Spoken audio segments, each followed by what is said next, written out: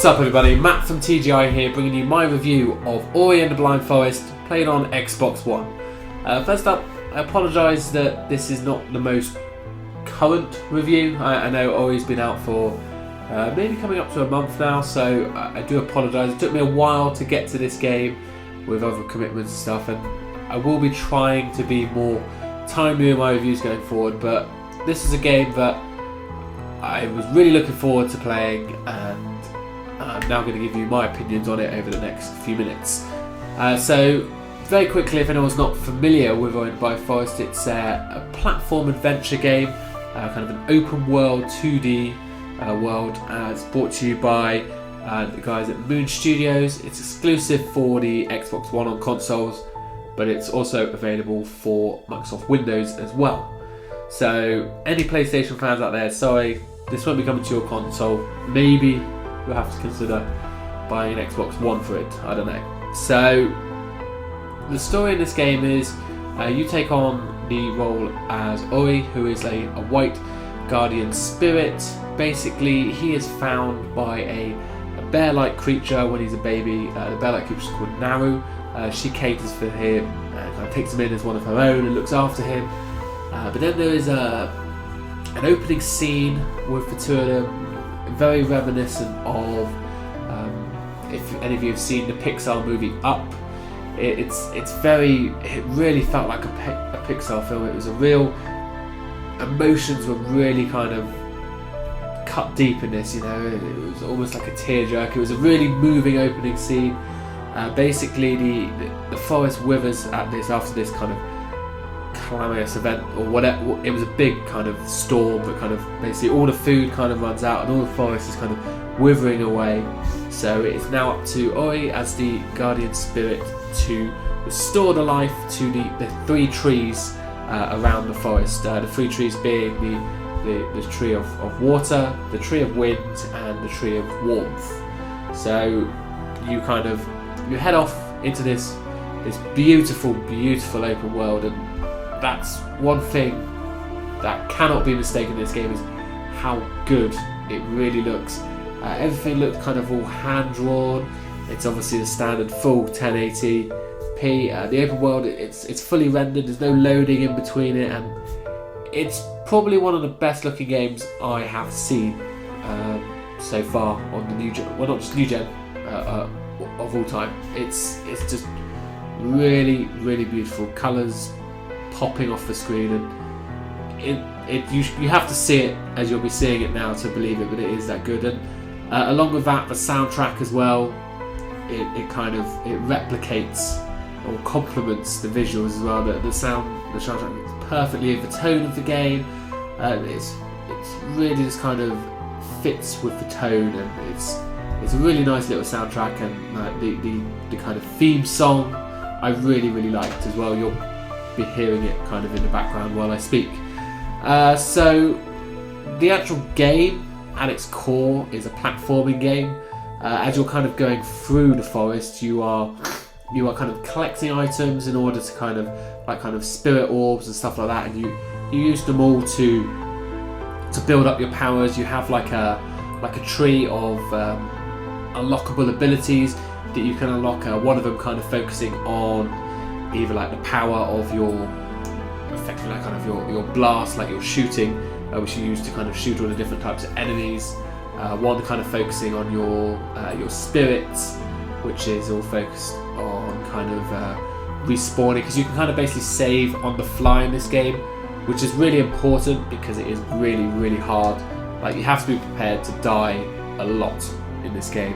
If hard games are something that you are not a fan of, then you might actually even have to kind of question, because you just have to accept that this game in places gets really hard and not easy for me, because I'm pretty frustrated, or I'm a pretty frustrated gamer, and I don't like losing.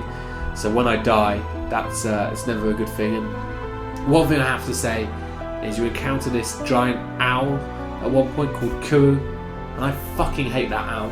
You'll see why in the game, but you have to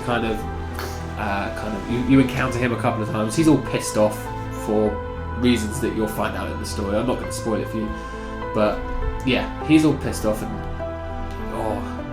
There's a bit right towards the end of the game that I knew exactly what I needed to do, and I just couldn't do it, and it was so frustrating. And it's not just there either. Like when you get to kind of the trees that you're kind of going to, kind of I suppose almost like they're the equivalent of like boss battles. A couple of those get really hard. The tree of water, the first one, you have to kind of escape this rising water as it's going up and up and up and up. And yeah, that was pretty hard. I think it took me about an hour to do that alone. I died like 50 times. It was infuriating. I mean, maybe it's just that I'm not that good at video games. I don't know. I knew exactly what I needed to do. I couldn't execute it. But sometimes it's best just to step away and then step back on. Sometimes, you know, that's what I did with the battle with Kuru. Like after not being able to do it how many times, I went away for an hour, came back, and then did it like third time. So, but yeah, going back to the gameplay, it's obviously the 3 trees are the main thing, but there's other things throughout the game. The really good thing that this game does is there's a lot of kind of abilities that you unlock along the way as well, like kind of major abilities. And the good thing is you always feel like right the way up until the end that Ori is always getting stronger and more powerful, which allows you to do more things throughout the game. It's really clever platforming, and you get a real sense of achievement when you kind of not just killing people, but actually pulling off getting into a certain area that might be difficult, and you have to combine like kind of jumping and gliding and everything. It's really fun, and I could not recommend this game enough to anyone out there that is not just interested in platformers, but interested in video games full stop. I would actually almost go as far to say, if you don't have an Xbox One, you need to buy an Xbox One to play this game. This game is that good. You know, frustrations aside, like the only bad thing I can say is that at times it pissed me off because I kept dying all the time. But that's more my problem rather than necessarily the games. I mean, yes, it is known to be hard, but there is an achievement in the game for completing it without dying. I'm never going to get that achievement because I think I died like 500 times playing this game. So I don't know. There's probably people out there that have maybe done it. I guess maybe every time you die you have to just kind of quit the game and kind of reload. I don't know, but I can't imagine being able to do this game without dying. And then there's another trophy as well I should mention about completing the game in 3 hours. Don't worry about the game being that short because most people say it takes anywhere from 6 to 9 hours. It took me almost 11. Now again, I was exploring every little area of that because you don't have to go everywhere to where you need to get to, but you can collect like these health orbs and spirit orbs, which makes you more powerful. And I would recommend you explore as much as you can as you go along because it does help you in the long run. But yeah, absolutely fantastic game.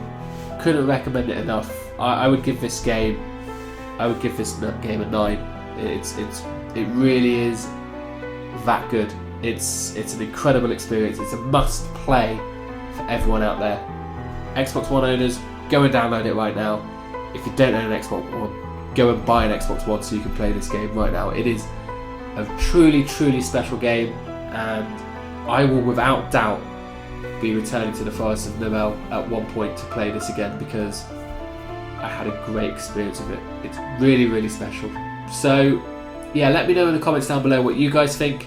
Do you agree with me? I'm sure I'd like to think that most of you do. I mean, it's not just me saying it. You look around the internet, everyone is singing the praises of this game. It is something special. So let me know what you think in the below about kind of the game. Did you find it too hard in places, or am I just really bad at video games?